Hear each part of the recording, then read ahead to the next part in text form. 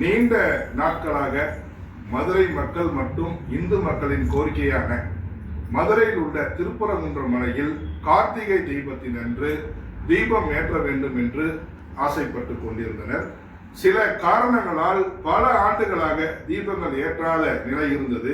இந்நிலையில் எனது நண்பர் திரு ராம ரவிக்குமார் அவர்கள் சென்னை உயர்நீதிமன்ற மதுரை கிளையில் வழக்கு தொடுத்திருந்தார்.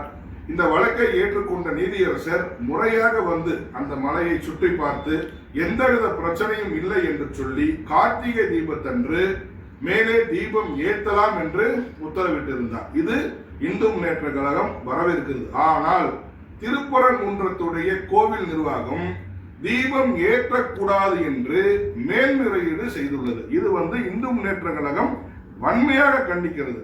அதாவது ஒரு இந்துக்களுக்கு பாதுகாக்குவதற்காகவும் இந்து கோயிலை பாதுகாப்பதற்காகவும் தான் இந்து அறநிலைத்துறையும் இந்து கோயிலும் நிர்வகிக்கப்பட்டிருக்கே தவிர இந்த கோவில் நிர்வாகம் தீபம் ஏற்றக்கூடாது என்ற மேல்முறையீடு செய்ததை வன்மையாக கண்டிக்கிறோம்.